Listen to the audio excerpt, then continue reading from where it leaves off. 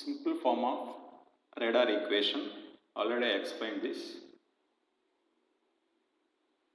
The radar equation relates the range of a radar to the characteristics of the transmitter, receiver, antenna, target and environment. If the power of the radar transmitter is Pt, the power density at a distance r from the radar is given by Pt by 4 pi r square. In this case, antenna is isotropic, whose gain is unity. Now I am replacing this isotropic antenna by directional antenna with gain G. Then power density at the same point is given by PTG by 4 pi r square. Now this power is incident on the target and a part of it is reflected towards the radar receiver. That part is given by this one. This is the power density incident on the target and a part of it is re-radiated in the direction of radar receiver, that is given by this entire equation.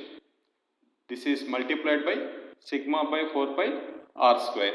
Here sigma is radar cross section, the measure of amount of incident power intercepted by the target and re-radiated back in the direction of radar is denoted as the radar cross section. At the radar receiver, if effective area of receiving antenna is AE, then the power received by the radar is given by, this is the power density. If we multiply this power density by area, then we are getting power received. So which is PT G AE sigma by 4 pi whole square r power 4. Here capital R represent range of the radar. This PR is the power received. If this power received is equal to minimum detectable signal, then range R is equal to maximum range of the radar. Now I am substituting PR is equal to minimum detectable signal, then R is equal to R maximum. The R maximum is the distance beyond which the target cannot be detected. It occurs when received echo signal power PR just equals to the minimum detectable signal S minimum. In place of PR, if we substitute S minimum, then R is equal to R maximum. So in previous equation, if we take R common, then maximum range of the radar is equal to PTG AE sigma by 4 pi whole square S minimum whole power 1 by 4. Now we know the relation between gain of the antenna and effective area of the antenna. If we substitute G in terms of AE, or you may substitute AE in terms of G, then this above equation becomes this one. This is the range of the radar in terms of gain of the antenna. This is the range of the radar in terms of effective area of the antenna. This is the simple radar equation which gives the range of the radar, that means distance between radar and target. Next concept, radar block diagram and operation. The simple radar block diagram is given by this figure. In this figure, radar block diagram consists of two sections. One is this is the transmitting section, this is the receiving section. In transmitting section, it has pulse modulator, transmitter, duplexer and antenna. In receiving section, same antenna, duplexer, low noise RF amplifier, mixer, local oscillator, IF amplifier, second detector, video amplifier and display. The transmitter, in general, the transmitter may be oscillator such as magnetron. This transmitter is turned on and off by this pulse modulator to generate a train of pulses here. So, transmitter is a magnetron which acts as oscillator, and this transmitter is on and off by the pulse modulator to generate a train of pulses here. Next, the waveform generated by this transmitter travels via transmission line to this antenna where it is radiated into free space. One more thing, in this diagram, a single antenna is used for both transmitting and receiving purpose via duplexer. This duplexer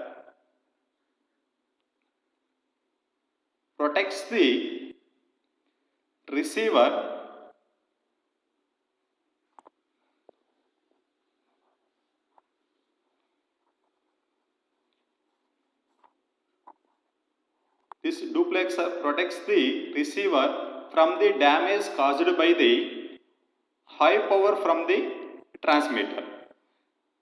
So, this duplexer directs total power from the transmitter to transmitting antenna in case of transmission. In receiving mode, this duplexer directs the echo signal towards the radar, not to the transmitter. So, in transmitting mode, this duplexer protects the receiver from the damage caused by the high power of the transmitter. In receiving case, this duplexer directs the echo signal from the antenna to receiver. So, in general, this duplexer consists of two gas discharge tubes. One is TR is trans receive, other one is ATR, anti trans receive. Trans receive directs the transmitted power to the antenna, not to the receiver. ATR directs the echo signal from the antenna to receiver, not to the transmitter. Next, this receiver is a simple super heterodyne receiver. The first stage of the receiver is a low noise RF amplifier. Why means received signal is very weak signal. Hence, we need to use the low power RF amplifier such as parametric amplifier or low transistor amplifier. So, this RF amplifier and local oscillator signal are given to mixer. So, the mixer converts this RF signal to a intermediate signal, IF signal. So, the output of mixer is intermediate signal. The center frequency of this intermediate signal is 30 MHz or 60 MHz with a bandwidth of 1 MHz. One more thing, this IF amplifier is designed as a matched filter which maximizes the output signal to noise ratio. So, this matched filter maximizes the output signal to noise ratio. So, the output of the IF amplifier is fed to the second detector. In the second detector, demodulation operation is performed. So, this performs modulation operation and reverse operation of modulation is performed in second detector. The output of second detector is given to video amplifier where the strength of the received signal is increased to a level where it can display the or where it can drive the display. So, this is the simple operation. In general, CRT tube, cathode ray tube is used as a display device. There are two types of displays. One is the PPI, other one is the ASCO. PPI means pulse position indicator. PPI represent displaying the range versus angle, and it uses intensity modulation. ASCO representation displaying amplitude versus range and uses deflection modulation. So I will explain. This is the PPI. This is simply polar plot, polar diagram. These plots, this represent range of the radar and in terms of angle, like polar plot. So in ASCO, the amplitude versus range that is plotted. It uses intensity modulation and it uses deflection modulation. These are the two types of displays used in radar. Next, radar frequencies. Conventional radars generally has been operated at frequencies extending from about 200 MHz to 35 GHz. Some radars may operate below the 220 MHz and some radars operate above the 35 GHz. For example, Skyway HF over the horizon radars operates at frequencies as below as 4 or 5 MHz. In general, this is the frequency range of the radar, but some radars operate below this frequency and some radars operate above this frequency. Below the frequency example is this one, and one more radar, ground wave HF radars operate as low as 2 MHz also. Whereas millimeter radars operate at 94 GHz. Similarly, laser radars operate at even higher frequencies. This is the electromagnetic frequencies spectrum that represent radar frequencies and the electromagnetic spectrum. Here this is the frequency and this is the wavelength. These are the different bands. Here this is the range of the radar frequencies. This is the over the horizon. These are some bands L, S, C, X, K, U and K bands.